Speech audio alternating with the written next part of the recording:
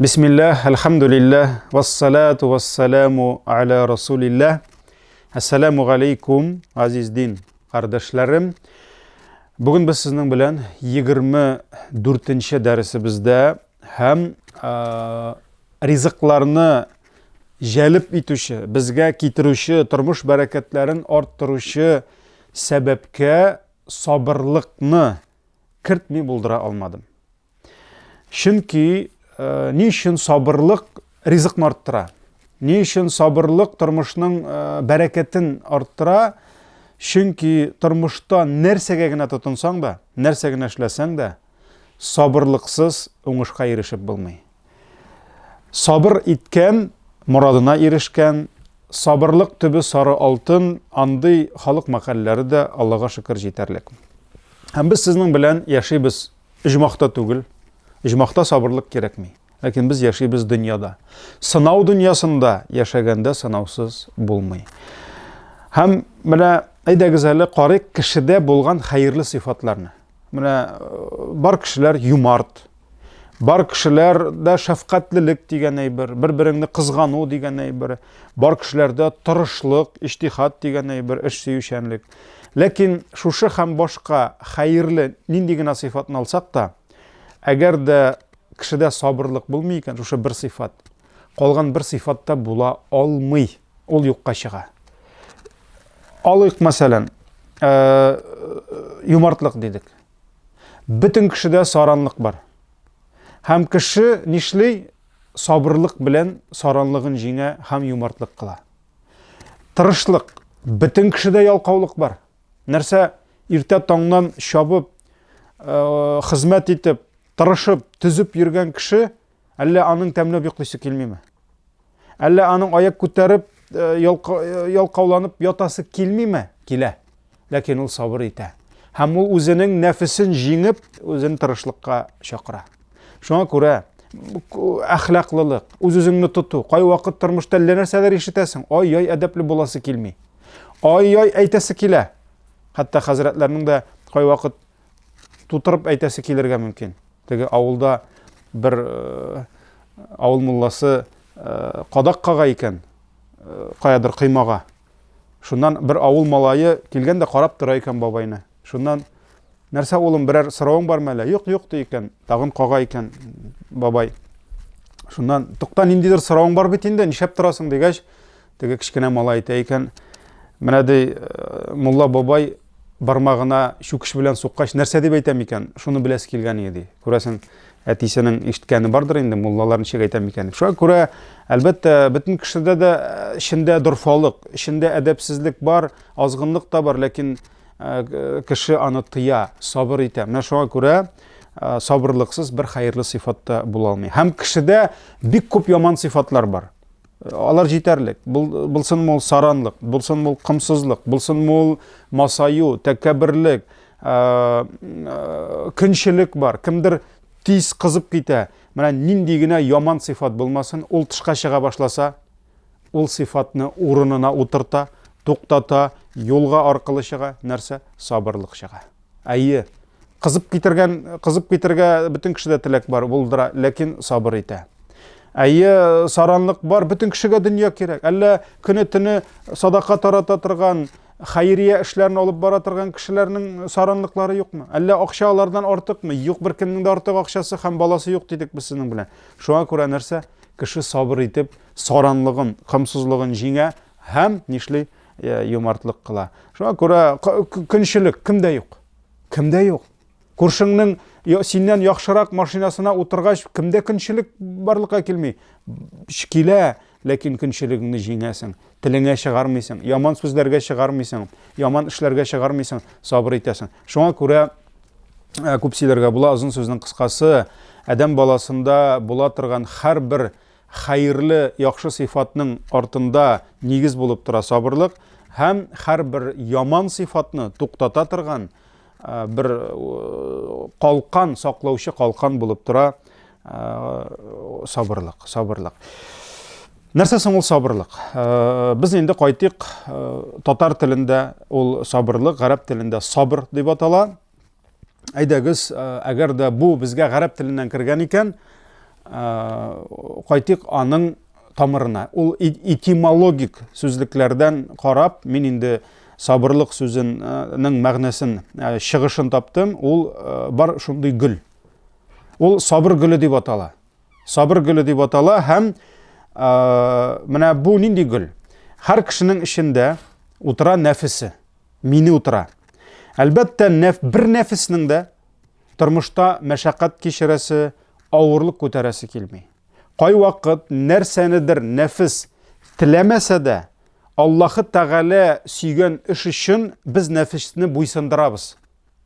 Кай вакыт киресенчә, нәфес нәрсәнедер бик каты тели, әйтәсе килә нәфеснең, ачу аласы килә, тегене дә ашыйсы, моны да ашыйсы килә, ләкин нәфесне уразаттасы килми, хәтта уразага килгәндә дә. Ләкин Аллаһ сөйми торган эш булып, аның ризалыгы өчен нәфесне тыю, йөгәнләү, сабырлык була. Һәм менә нәрсә ул сабыр гөле? Ул җәмәгать безгә таныш булган алоэ. Алоэ. Менә кичкенә вакытта безнең әби инде мәрхүмәләрдән булсын, урында җәннәттә булсын, аның тәрәзә төбендә алоэ дигән гөл утыра иде. Һәм әби инде аның бер шулай яфрагын кисеп, нәрсәгәдер куллана. Бер вакыт мин аны шулай алып, авызыма каптым. Аның эчендәге менә бу согы бик тәмсез икәнен ул минем истә калган. Алоэ ул бик тәмсез. Менә ни өчен сабырлык, алоэ сабырлык дип аталган? Чөнки сабыр итү җиңел түгел. Сабырлыкның согы ачы.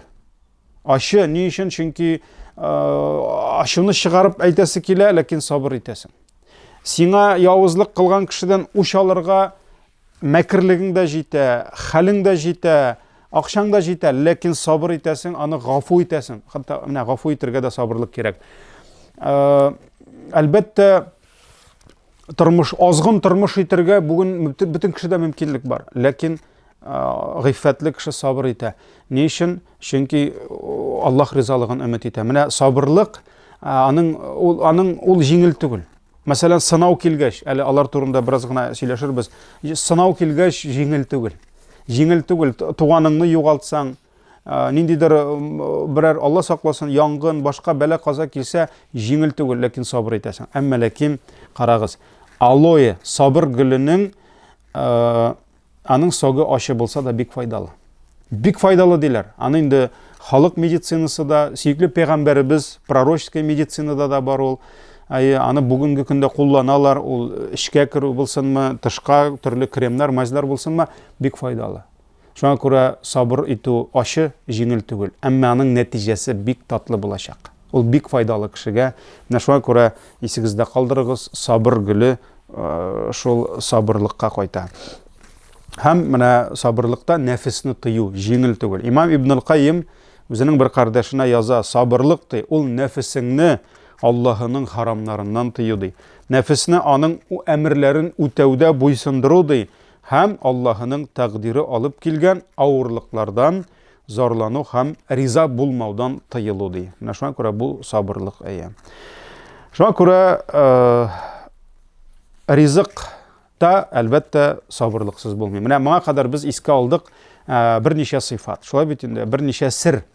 Мәсәлән, иң беренче исегездә булса, мин искә алдым иман һәм тақвалык дидем. Ягъни кешенең Аллаһы каршында булган дини бурычларын үтәү. Булсынмы ул анда бер Аллаһка гыйбадәт кылу, намаз торгызу булсынмы, әти-әни хакы, без аны аерым кертсәк тә ул барыбер шуңа кайта. Хәтта менә иманда иң изге гамәлләрнең берсе диндә намаз белән, хәтта әти-әни хакын гына да карасак, менә монда бер хадис китерәсем килә. Абдулла ибн Масгуд радияллаху анху сөйкле пәйгамбәребездән: "Я Расулалла, кеше кыла торган эшләрнең, гамәлләрнең кайсысы иң хәерле?" дип сорады. Менә безнең өчен иң хәерле эш кайсысы диде. Шуннан соң Пәйгамбәр саллаллаху алейһи ва саллям иң беренче нәрсә диде, вакытында укылган намаз диде. Чөнки намазны вакытыннан тыш укуның мәгънәсе юк. Ул каза кылу була, ул үстеңнән төшерү, ул бик зур гынах була. Шуңа күрә намаз 5 вакыт булды. Аның һәрберсенең үз вакыты бар. Аннары соң кайсысы дип сорагач, Пәйгамбәр саллаллаху алейһи ва саллям ата-анага игелек кылу диде. Менә зыяга гына сөйкле пәйгамбәребез шушы ике гамәлне бергә куймады. Ни өчен? Хафиз ибн Хаджар хадисләргә аңлатма бирүче яза.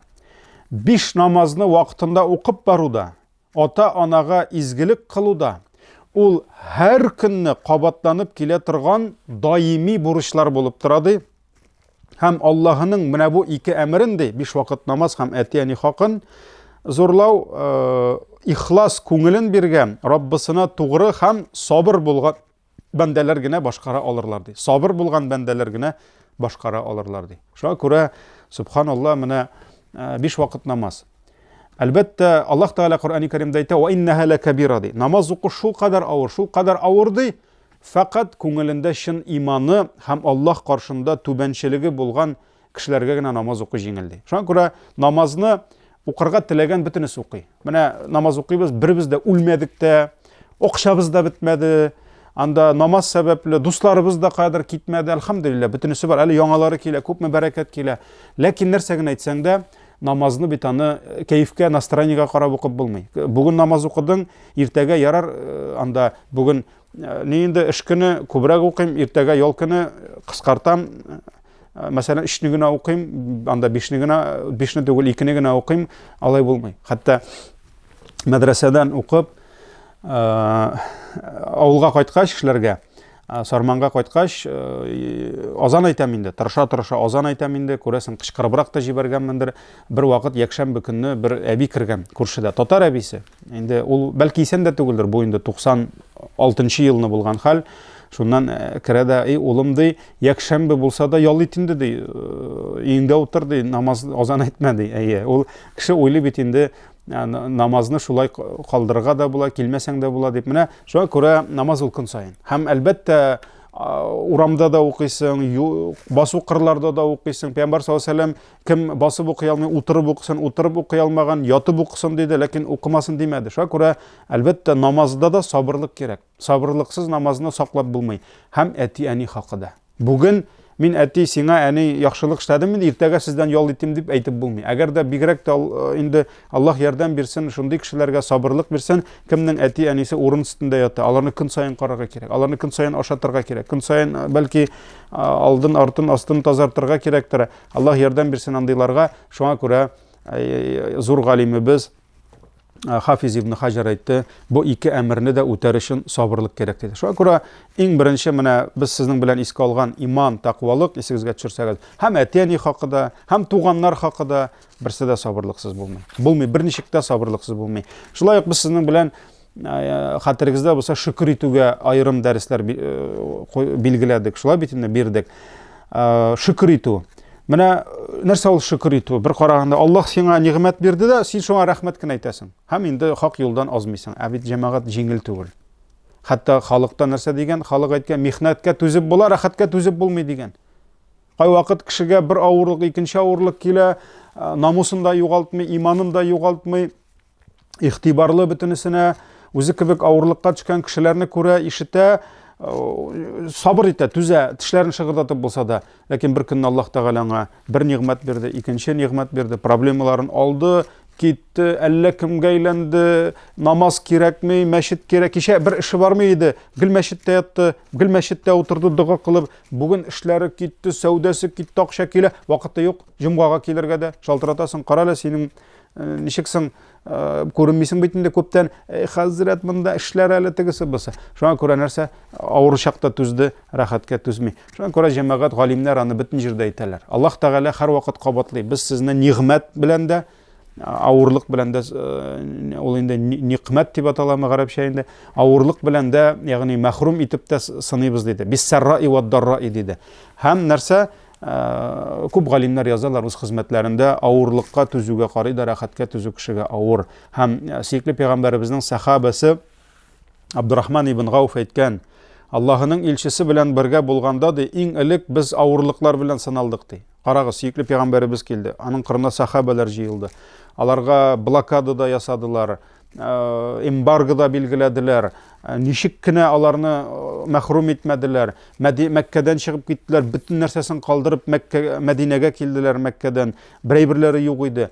ләкин нәрсә ди, авырлыклар белән сыналдык, сабыр иттек ди. Аннарысын Аллаһ безне нигъмәтләр белән сынады, без түзә алмадык ди. Чөнки аннарысын бигрәк тә Пәйгамбәр саллаллаһу алейһи ва саллям киткәннән соң нигъмәт килде, Аллаһ Тәгалә иеп бирде һәм таркаулык китте мөселманнар арасында. Һәм инде менә шуннан да авырлык килгән иде, сабыр иттек ди. Жеңіллік келді, түзә алмадық дейм. Шуңа күрә шүкір кылуда да сабырлык, шүкір итү сабырлыктан башка булмый. Дуга турында сөйләштек. Айрым анда 2 дәресме булды дуга хакында. Шулай бит.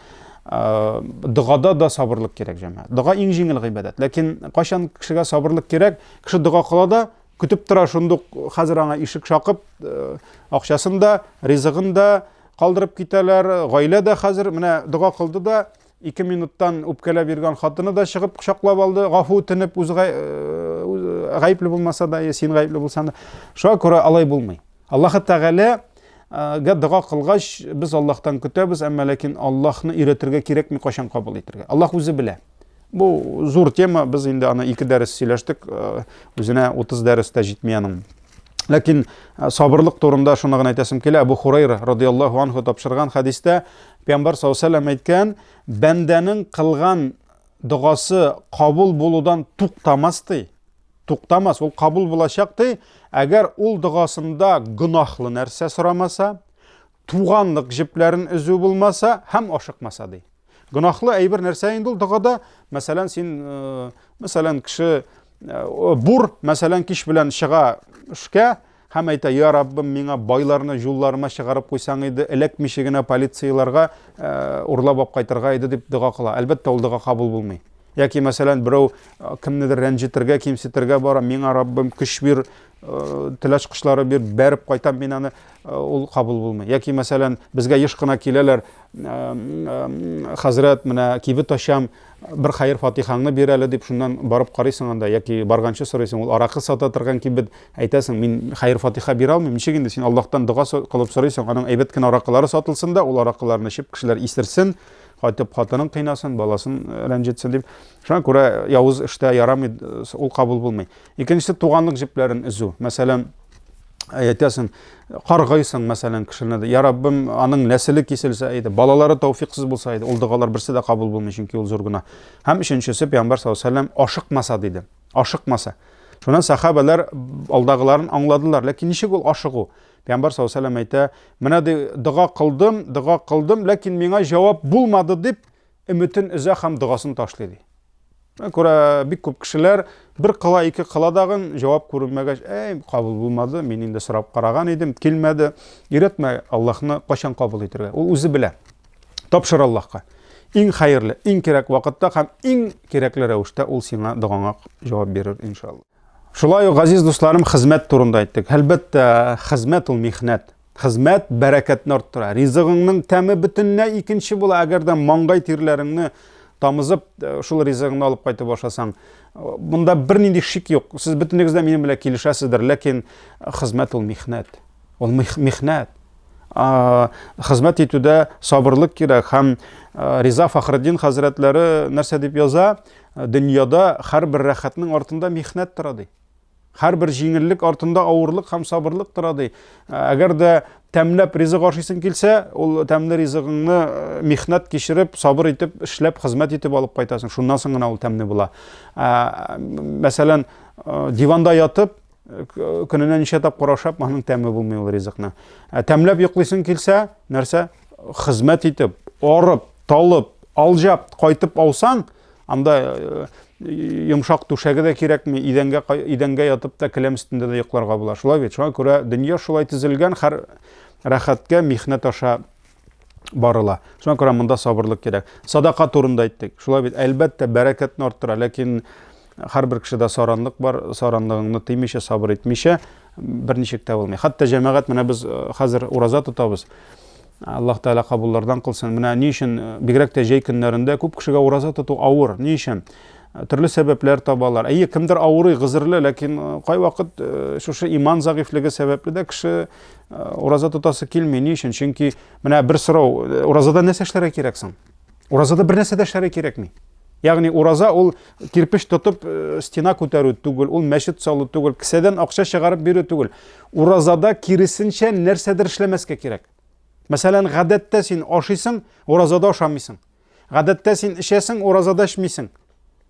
Шул гына кебек, ләкин бик авыр. Ни өчен? Чөнки нәфеснең, без алда әйттек, нәрсә ул сабырлык? Кайчан синең нәфесең нәрсәнедер тели, һәрберебезнең дә нәфесебезнең ашыйсы килә. Бигрәк тә җәй чорларында ничә сәгать сусыз, ризыксыз бер нәфеснең дә йөрисең килми, нормальный нәфеснең ураза тотасы килми. Ләкин без беләбез, Аллаһ нәрсә диде? Фәмән шаһида минкум шаһра фальясум. Әгәр күк йөзендә яңа ай күрсәгез, Рамазан айы, уразага кирегез диде. Ашамагыз, ичмәгез көндез диде. Шуңа күрә нишлибез? Сабыр итәбез. Ураза тоту авыр, чөнки ул нәфесне тыю. Без нәфес белән конфликтка керәбез. Нәфес әйтә аша ди, без әйтәбез, ашамыйм. Нәфес әйтә алда ди, без әйтәбез, юк алдамыйбыз. Нәфес әйтә әрләш, рәхәтләнеп, талаш, гайбәт сөйлә, без әйтәбез, юк уразада мин дип тыябыз. Менә шуңа күрә ураза тоту авыр. Ни өчен? Чөнки нәфесне тыйра кирәк. Хәтта кай вакыт үзебезнең дәрескә йөрүче әбиләрдән сорыйм, ничек соң уразалар дим. Хәзрәт, әйбәт, ничек соң авыр түгелме? Җиңел ди. Мәйтәм ураза тоту авыр түгелме соң дим. Юк, җиңел дә. Мәйтәм нигә көн сайын тотмыйсың? Нигә айга, елга бер генә ай тотасың? Нигә, мәсәлән, Пәйгамбәр саллаллаһу алейһи ва сәллям әйтте, Рамазан уразасыннан кала иң изге ураза Давуд уразасы диде.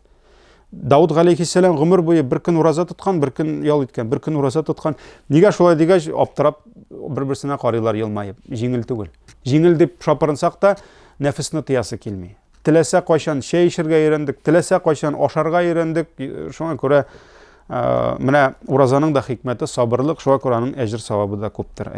Һәм Аллаһ Тәгалә үзенең китабы Коръәндә, мөхтәрәм җәмәгать, 100гә якын урында, галимнәр 90лап урында ди, без бәндәләрен сабырлыкка чакырды ди. Менә бер аят җитә, сабыр булыгыз дигән өчен. Мәсәлән, Коръәни Кәримдә аракы харам дигән, аракыны харам кыла торган 3 аят килде, ләкин икесе әле бөтенләй харам димәде, өченчесе харам диде, ләкин ул безгә җитә. Бер аят җитә безгә аракы харам булганга, ләкин нәрсә?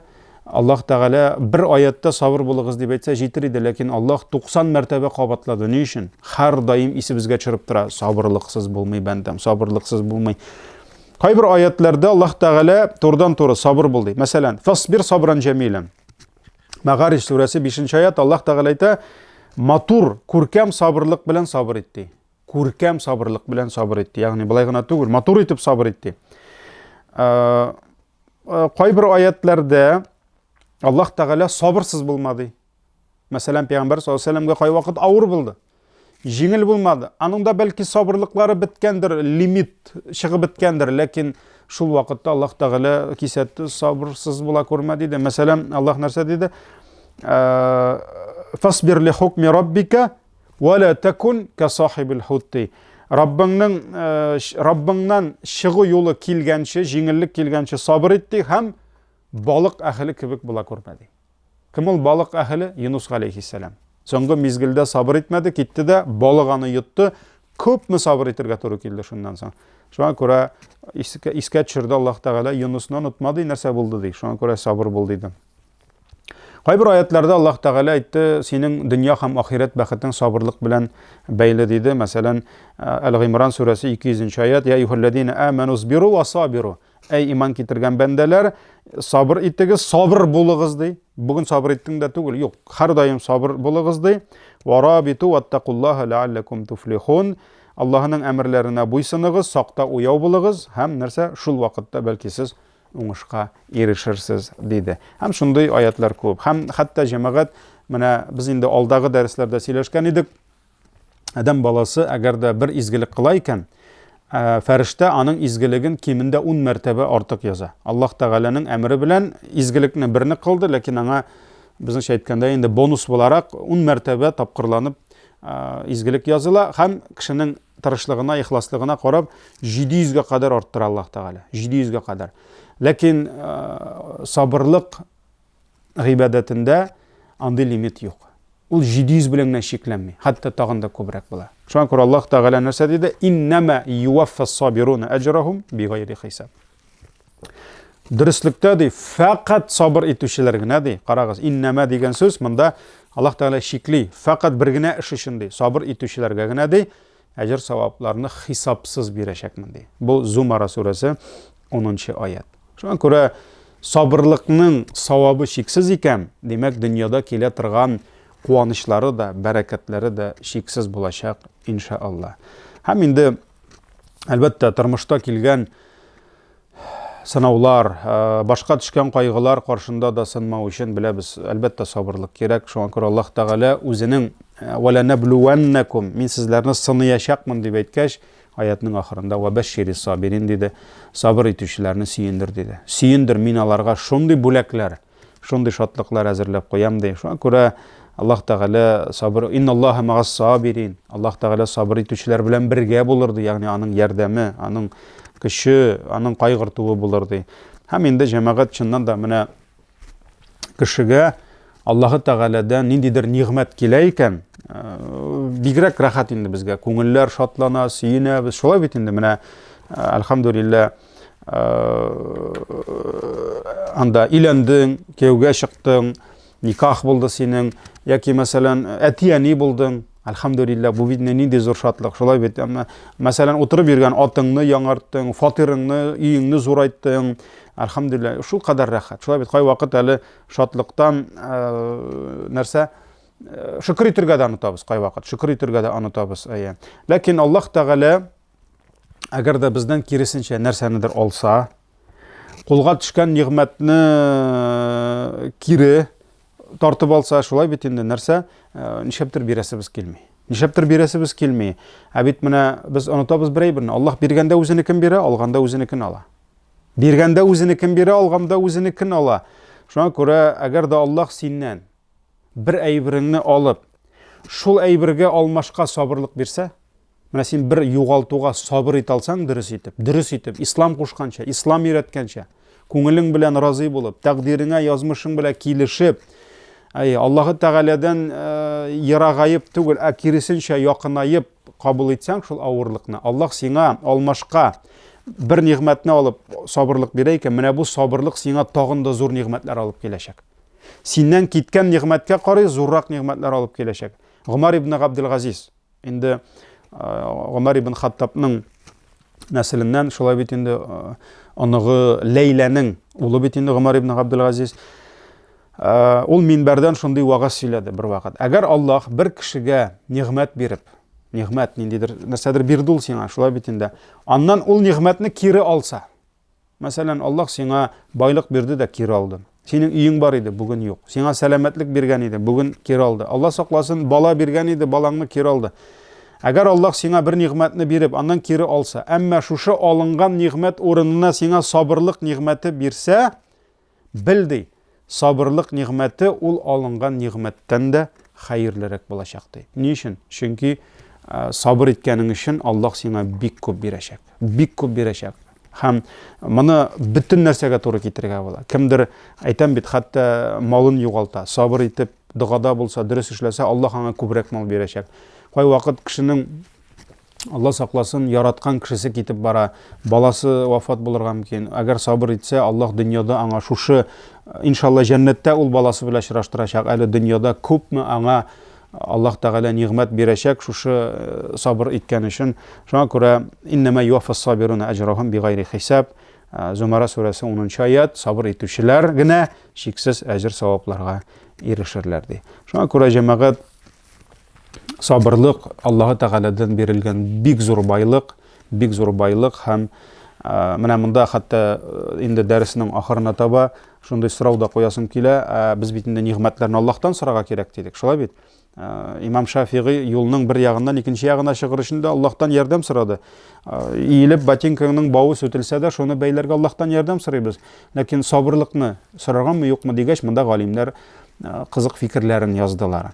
Кайбер галимнәр әйтте, Аллаһ Тәгаләдән сәбәпсез сабырлык сорарга ярамый ди. Ни өчен? Чөнки сабырлык сорасаң, сабырлыкның сәбәбен сораган кебек буласың.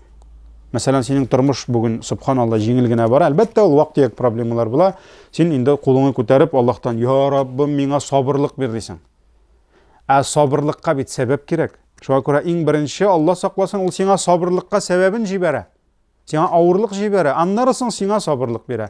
Шуңа күрә галимнәр әйтәләр, Аллаһыдан сабырлык түгел, җиңеллек сорага кирәк диләр. Сынау сорага ярамый.